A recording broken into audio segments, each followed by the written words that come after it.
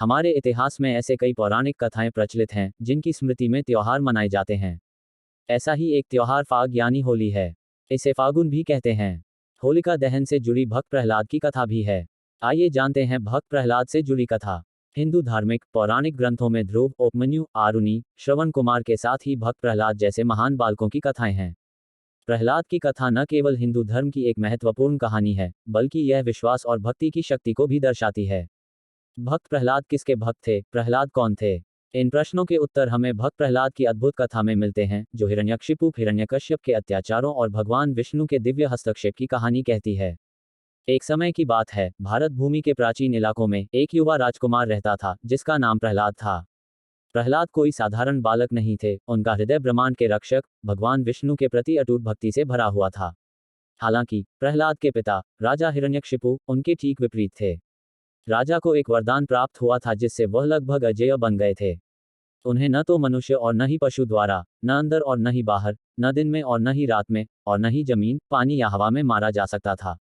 अपनी शक्ति पर मदहोश हिरण्यकशिपु ने मांग की कि उसके राज्य का हर व्यक्ति केवल उसे ही देवता के रूप में पूजे। लेकिन प्रहलाद की विष्णु के प्रति भक्ति अडिग रही।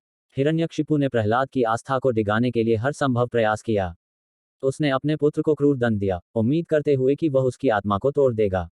उसने उसे जहर देने की कोशिश की, हाथियों से कुचलवाने का प्रयास किया, और यहाँ तक कि उसे एक पहाड़ी से नीचे फेंकने की भी कोशिश की।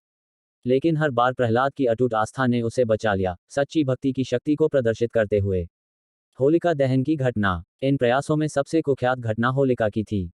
हिरण्यकशिपु की बहन होलिका को आग से जलने से रक्षा का वरदान प्राप्त था। उन्होंने मिलकर एक योजना बनाई कि प्रहलाद को जिंदा जला देंगे।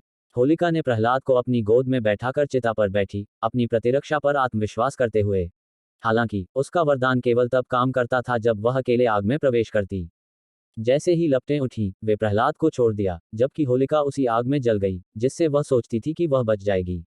यह चमत्कारिक घटना होली के त्योहार के रूप में मनाई जाती है, जो अच्छाई की बुराई पर विजय का प्रतीक है। विष्णु नरसिंह अवतार। हिरण्यकशिपु के अत्याचार का चरम तब आया जब उसने प्रहलाद से पूछा कि क्या उसके प्रिय विष्णु उसके महल के स्तंभों में भी मौजूद हैं। दिव्य रोष में विष्णु ने नरसिंह का अवतार लिया, जो आधा मनुष्य और आधा सिंह था। संध्या के समय उसने हिरण्यकशिपु को एक द्वार की चौखट पर खींच लिया, न अंदर न बाहर, उसे अपनी गोद में रखा, न जमीन पर, न पानी में, न हवा में, और अपने पंजों से उसे फाड़ दिया, न मनुष्य न पशु। इस प्रकार हिरण्यकशिपु के वरदान की सभी शर्तों का पालन करते हुए उसके आतंक का अंत किया। भक्त प्रहलाद की कहानी हमें विश्वास की शक्ति और भक्ति के बल के बारे में सिखाती है। यह हमें बताती है कि चाहे दुश्मन कितना भी शक्तिशाली क्यों न हो, धार्मिकता और विश्वास हमेशा विजयी होते हैं। तो बच्चों, याद रखें, जैसे प्रहलाद ने किया, हमेशा अच्छाई को थामे रखें, सत्य की शक्ति में विश्वास करें, और कभी भी दिव्य पर विश्वास न खोएं।